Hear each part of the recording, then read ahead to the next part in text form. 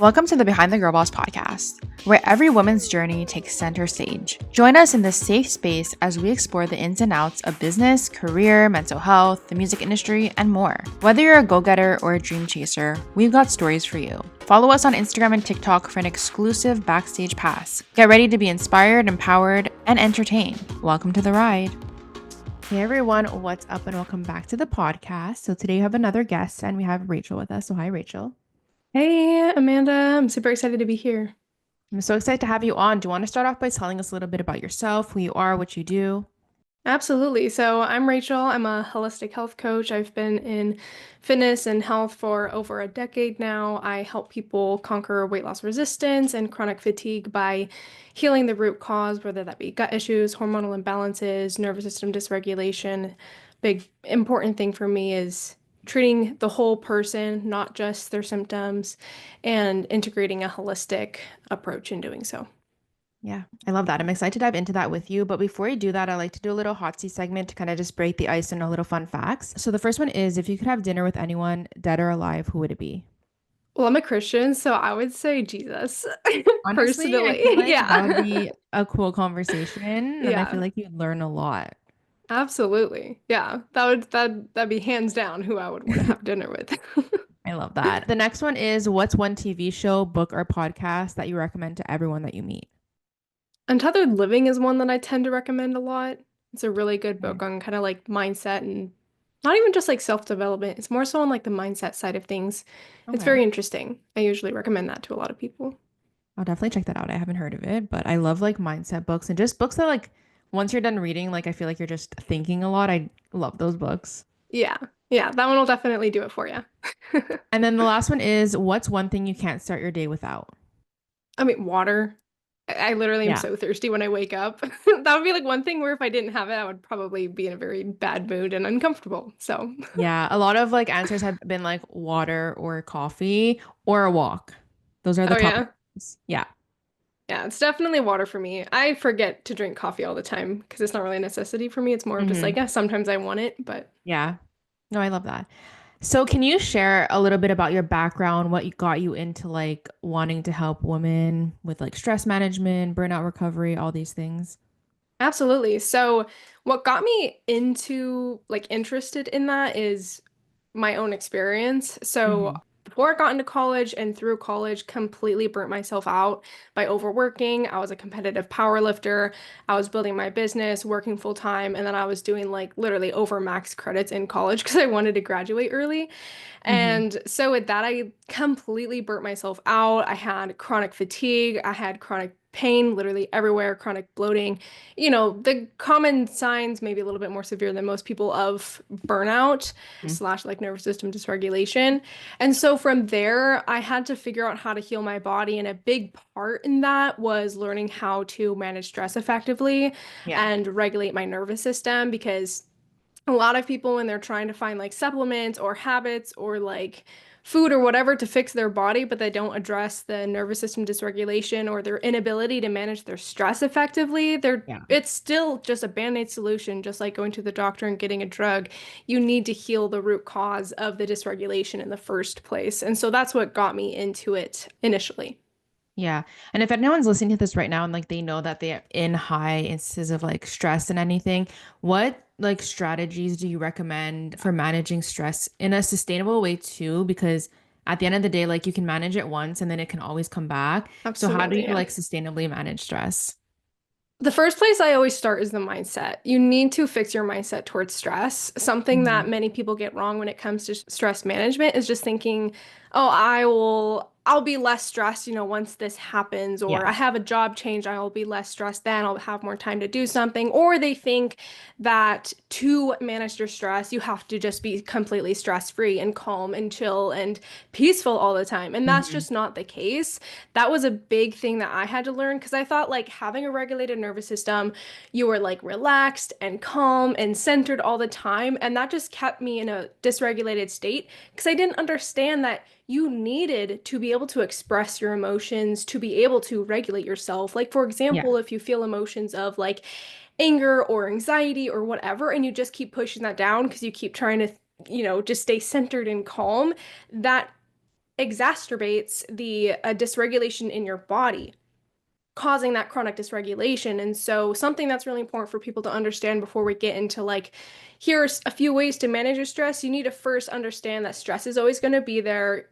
We're human. We're always going to have emotions coming up. The biggest thing you need to Mhm. learn is how to have flexibility and I guess adaptability to the stress, if that Yeah. makes sense. Instead of just trying to always be calm and like if anything stresses you, just push it down. You need to learn how to feel it, move through it, and then recenter yourself. That's a big thing that I had to learn. I could keep going on in that, but as for like stress management techniques, what kind of like areas do you want me to go in there? Because there's a lot of different paths that I could take Mhm. here. Like when you have clients, what areas do you like are the most, what do you see more of? It depends on the individual. Most of the time, the first thing that we really need to do is teach them how to get into a parasympathetic state. A lot of people, they don't know how to calm themselves down. If you think of like kids when they're young, when you start like crying or having a freak out or whatever, most of the time in the way that they cry, in the way that they breathe, they're releasing those emotions. And that in and Mhm. of itself is helping them regulate their nervous system. But as you get older, we're told to not cry, to not express Yeah. emotions, to just push it down, whatever. And that is what perpetuates that state of dysregulation. And therefore, we're not able to regulate ourselves back into a parasympathetic state. And so, the first most important thing that I help my clients with is teaching them how to get into a parasympathetic state. There's many ways that you can do this, but one of my favorite ways is using breath. And one of my favorite techniques is using the physiological sigh. And so pretty much like one of the first things that I teach a lot of my clients is this technique. So if you feel yourself getting stressed, maybe you're feeling a little bit anxious, or you can also practice this before you eat to improve digestion. What you want to do is breathe in for 4 seconds, and then you breathe in a little bit more, like as much as you possibly can. Mhm. And then you breathe out for 8 seconds or double the amount of time that you breathed in for, depending on how long you can breathe. Some people have a hard time breathing super slow once they first get Yeah. into it.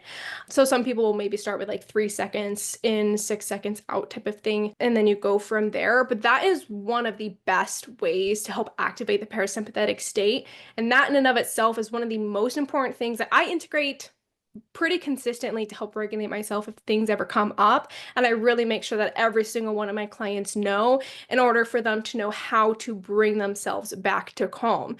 Now, of Yeah. course, that's not kind of like ignoring the other side of things of like feeling the emotion, releasing the emotion if needed, but not all of the time is that needed. Sometimes you just need to recenter yourself. And so that is one of the first things that I teach my clients in helping them regulate their nervous system. Yeah. I love that. And also what you were saying, how like when we're younger and like then growing up, it's like push your emotions to the side, don't show them. But I feel like you end up just blowing up in the end. So it's good to Yeah. just recognize them when they're happening versus pushing everything down. Because at the end of the day, like whether we're 5 years old or like 30, we're still human. We still experience these Yeah. things. So I feel like it's just good Yeah. to like feel them. Yeah. You're going to get feelings of anger and anxiety. You just need to learn how to Yes. process them properly. That's what Yeah. nervous system regulation is about. 100%. So, how can women start to kind of identify stress triggers in their daily routine? And what's the first step you would see in addressing them? So in identifying stress triggers, you kind of need to figure out a lot of times most of my clients come to me with like the result of the stress triggers. They don't typically know what the stress triggers are. The most common one that I notice with new clients for me is like stress eating or binge eating. That's one of the most common ones that I see with pretty much almost every single client who comes to me. And so the first thing I would say is first identify the actions that you take. That's typically easier for people to notice. Like, are you stress eating? Are you maybe utilizing like stimulants or caffeine or even like exercise? Some people use exercise as a coping mechanism too, Yeah. which is perfectly fine. I do that too as well, but it can be overused like I Yeah. And it did. can get like excessive too. Yeah. Yes, it can get excessive. That's exactly what I did. I used exercise as my coping mechanism. And so the first thing I would recognize those actions. And then the second Hmm. thing, once you know what those actions are, try to identify what those triggers are for the actions. So, for example, I have this one client who was dealing with stress eating quite frequently, but she didn't know why. So I gave her Hmm. the homework of like, okay, all I want you to do this week is identify what is triggering you to stress eat, right? And she was able to come back to me by the end of the week and be like, yeah, it's typically something going on in my business. She's a Yeah. business owner. So if, she has a lot to do, to-do list is piling up, maybe a client issue pops up, that's her trigger for that stress eating. And then from there, we developed a plan of what to do instead. So once you have that trigger in place, I recommend a alternative plan. So you usually have a trigger, let's say work, and then the action is stress eating. Instead, what I help my clients implement is an alternative action that is more beneficial for them. So for this client, as an example, a few of the like alternative actions that we implemented was walking, eating a balanced meal. Hmm. Sometimes you are literally just hungry if you're stress eating and you just need to Yeah. eat a balanced meal. She was like, "Oh, that's a really good idea." I was like, "Yeah, you gotta make sure that you're feeling your body too." What were some other ones? Oh, yeah, meditation was another one for her that she really found helped her in activating the parasympathetic state. The other one that she started implementing was like turning on some music and dancing. Okay, yeah. Instead of stress eating, I had her turn on some music and start dancing, which she really enjoyed. So those are like a few things that you can do if you do notice that you have some, like when you're triggered, what to do instead. Did that kind of answer your Yeah, question? I did. And I have a follow-up for Okay. that. When you're talking about like diets and stuff like that, how do you kind of deal with clients who have in the past have struggles with like either disordered eating or anything like that? Because it could be hard to like kind of separate like that trigger and like binge eating and stuff like that. So how do you deal with clients that have like struggles like that?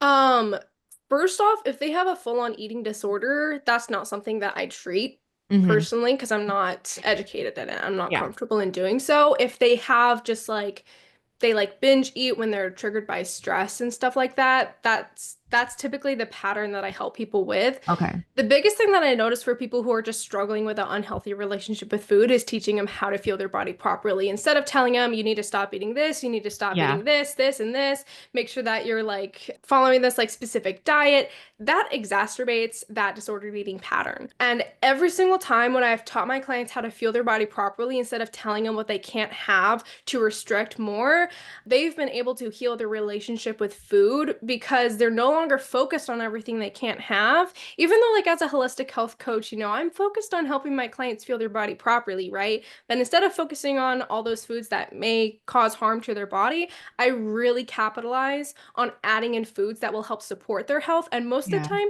they're eating so much of that food that they they can't even think about eating other food anyways because they're trying to get all their veggies and protein in. Yeah. So even without having to tell them, it usually solves the problem out. And once they're kind of into the habit of eating healthy foods, most of the time I've noticed my clients just stop talking about any issue with disordered eating Hmm. patterns or unhealthy relationship with food because it's just not a thought in their mind anymore. And Yeah. so if you don't have a full-blown like eating disorder, I have found that that has helped a lot of people in healing their relationship with food Hmm. because now they're not afraid of food. They know how to Yeah. fuel their body properly, and they also know that their body does need fuel. It's Yeah. not bad for them, and they feel safe in fueling their body. Yeah, love that. So transitioning a bit to burnout. Burnout's a term that people use all the time, but I feel like sometimes it's like misunderstood or like not used in the right way. So to Hmm. you, what does burnout mean and like what does it feel like when someone's experiencing burnout? Burnout can mean a few things, and people tend to use it as this very generalized term. I've talked to some psychologists who are like, burnout's not a thing. And I'm like, okay. I mean, like, Yeah. depending on how you're using it. But to me, like, the burnout that I went through was the nervous system dysregulation. I had chronic low-grade inflammation that like stemmed from the high stress situation that I was in Hmm. that sparked all of the health issues that I went through. But my case of burnout may not be the same for other people. Yeah. Most of the time, when people say they're burnt out, they just mean that they're always tired. Hmm. That's like the most common thing that people notice. I had a bunch of health issues that went along with it. But for most people, burnout pretty much just means that they don't have enough energy. Their body isn't able to produce energy. Their cells, mitochondria, are probably a little bit damaged, caused by not fueling their body properly. Their cortisol has been elevated for too long. Actually, if do you want to get into like the science of typically how Yes, do burnout it. works? Yes. Okay. So, how this typically happens is I'm going to introduce a concept called HPA axis dysfunction. And so, what happens when people are living very high stress states, their cortisol, which is a stress hormone, is typically really elevated.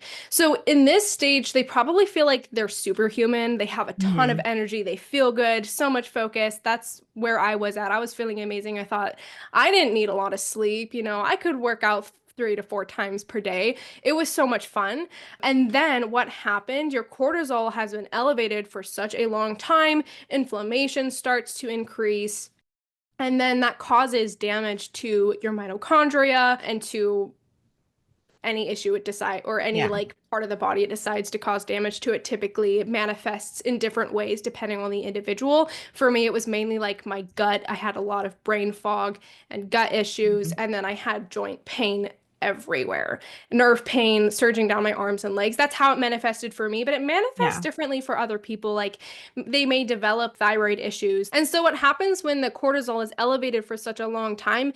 It releases inflammatory cytokines. It breaks down muscle and it breaks down bone because it's trying to keep you alive, and it'll do Hmm. it in any way possible. And so what happens is your body just can't do that for forever, or Yeah. you'll eventually die. And Hmm. it's trying to save you. And so what happens is it starts to shut down production of cortisol slowly but surely, and then people slowly fall into this pit of what we call burnout. There's 3 stages of the HPA axis dysfunction. The first one is where it's super high. Second one is where it's like usually flopped to where people have like no energy in the morning and then too much energy at night when it's Yeah. supposed to be the other way around. And then stage 3 is where it's just completely flatlined because their body's just burnt out. And so looking at like the hormones and the science of it, that is what happens and how people typically develop burnout. That's not everyone follows that same trend, Hmm. but that's what I have seen very, very often. Yeah. And if you have any clients that like come to you and they're juggling like career, family, personal goals and all those things, what would you say is like the best approach to kind of prevent burnout from happening or like getting to that breaking point? Before getting to that breaking point, I mean, it's really all about creating a harmony in your lifestyle that supports your health, if that makes Yeah. sense. Like to prevent burnout, you don't have to just like not work hard or like Yeah. not be an athlete or whatever. You can be an athlete and still prevent burnt out. And so to do that, the first thing I highly recommend doing is prioritizing sleep, literally no matter what. I know there's a lot of people who are like, yo, I just don't have time to sleep. I literally don't Hmm. care. I sacrificed sleep because I thought I had to. I didn't have to. I was just stubborn. Sleep is honestly one of the most important things that you need to prioritize. 7 to 9 hours. If you can't get 9, try to at least just get 7 every single night and try to get as best quality sleep as you possibly can. If anyone's going to implement anything to try to prevent burnout, make sure it's sleep. The second thing that I highly recommend implementing is nutrition. If your body doesn't have enough food to fuel your lifestyle, that reduces your body's ability to manage the stress. And so, biggest thing that I highly recommend doing is making sure that you're getting a lot of protein in, getting a lot of healthy fats in, a lot of vegetables, fruits, fiber are amazing at supporting your body. And then, of course, carbohydrates. You need carbohydrates as well to fuel your body. A big mistake that I made was, I mean, this was amidst eating disorders too, for me, Hmm. the high stress situation. And so that's why I had kind of like an exaggerated outcome from it. Yeah. Making sure that you're fueling your body properly is really important. And then also like a few key nutrients that are important to pay attention to, especially when you are in situations of high stress. A few Yeah. nutrients that are quickly depleted are your B vitamins, your magnesium, your electrolytes. Those are like key ones that are depleted really quickly. And then to help support reduction in inflammation, making sure that you're getting a good amount of omega 3s and vitamin D are also really helpful to just support your body during times of high stress. Yeah. Love that. And if someone's listening to this right now and they're like, oh, like I want to potentially work with her, what kind of services do you offer? I offer holistic health coaching one-on-one. And then I also have holistic health coaching call packages. So depending Hmm. on what you need and what you can do budget-wise, I offer a few different packages there. What I help people with is I have monthly coaching calls with them to build out protocols, 4-week protocols every single month. We have weekly check-ins to track biofeedback, private messaging access in my app. I support clients through programming as well. I teach them how to feel their body properly, teach them how to regulate their nervous system, optimize their lifestyle, pretty much integrate a protocol that they specifically need depending on their goals, their health issues, as well as I provide my clients with functional lab testing as well if needed, to Hmm. really get to the root of their health issues depending on what's going on in their body. And so with that, I focus on developing a personalized holistic health plan to help them in healing their body. It's very individualized, Yeah. but I do have program that I follow for most of my clients because there's like foundational things that you really need to make sure that you get down, especially like the nutrition side of things, making Yeah. sure that you're regulating your circadian rhythm, your nervous system in order to help people heal. And the specific side of things is depending on the client's case. Yeah, for sure. So the last part of my podcast, I asked people on Instagram to ask questions, and I picked two of my favorite ones. So the first one is, do you have any tips to build a good support system around you? I have a few sections in my course about this actually, because community is huge, not only just in Yeah. health, but also in longevity. First thing that I would say is I would evaluate the people who are around you in the first place. I honestly am a true believer that you are the product of the 5 people you hang out with or you Yes. spend the most time with. I'm a very big proponent of that. And so evaluating who you're hanging out with and if they're beneficial to your life, your health, what you want to do, etc., is really important.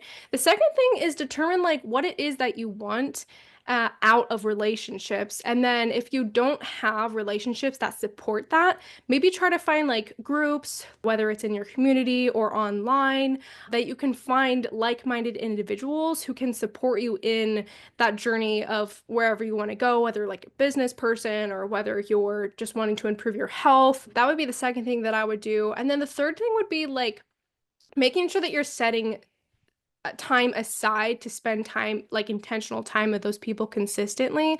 All too often, we already have like people who, I guess, like loved ones around us who we just Yeah. completely neglect because we're so focused on our goals. And so making sure that you're Hmm. setting intentional time aside to be with them is really important. If you have like friends or family members where you typically hang out, maybe you like go out to drink, or maybe you just go to restaurants, and you feel like that's not supportive of your goals, you can integrate that into your lifestyle if you want to. But if that's not supportive of your goals and you want to maybe integrate healthier habits, but still spend time with people, encourage those people to maybe do like fun activities together, or Yeah. maybe invite them to the gym, or go on walks with them, or go on hikes with them, or maybe like invite them over to make like a healthy meal or something. There's a lot of things that you can do that will be more beneficial to your health. Of course, if you want to go out, if you want to go to a restaurant, totally do that. Yeah. It really just depends on the person and what they specifically want. So I Yeah. just recommend that people really identify what it is that they want out of relationships and really focus on fostering them. Yeah, for sure. Makes sense. And then the last one is, what are some good and productive ways to reframe your mindset? So when it comes to stress, I think I'm just going to bring back the point that I said earlier in the podcast. You need to let go of the expectation of being calm and centered Yeah. and chill all the time. Okay? Yeah. Because that's just going to exacerbate that dysregulation in your body. And so reframing your mindset. Actually, another thing that I want to bring in too about reframing your mindset towards stress is that stress is not always bad. That's something a lot of people get wrong, where they think Hmm. like if they have stress, it's wreaking havoc on their body. But Yeah. that could not be farther from the truth. If you have too much stress, of course, that can lead to dysregulation in your body and the health issues that we were talking about. But stress is very, very, very beneficial to your body. It's how you grow. In fact, if you don't put any stress on your body, you're not going to grow. Your body is going to literally just completely break down because stress means a lot of different things. Going on a walk puts stress on your body, but that's good stress most of the time. Mhm. Yes. Working out puts stress on your body, but as long as you have the well, it's called allostatic load, but I guess the stress availability is an easier concept to grasp. If you have the stress availability, then strength training is really beneficial for you. It helps you build your muscle. Your muscle is really, really helpful in improving your health. But if you don't have the stress capacity, then it could be bad for you, such as people who have really bad or severe health issues. Strength training while they're working on healing your body may not be the right thing. And so understanding that not all stress is bad. In Yeah. fact, you need enough stress to improve and to heal your body. So that would be actually in this section, the biggest thing that I would say to people is to understand that not all stress is bad and you can utilize it to be very beneficial. Yeah, 100%. Well, that's all I had for you today. So thank you so much again for coming on and sharing all this. Before you leave, you want to shout out any of your socials, where people can find you, where they can work with you? Absolutely. You can follow me on my Instagram at Health by Rachel. I think that's my handle for every single social media platform I'm on. I'm on YouTube and I am on TikTok. I don't post much on there Mhm. anymore. Or Instagram and YouTube are the main places that I'm on. And I also have my podcast, Experience Health Podcast, as well, that I post on. Awesome.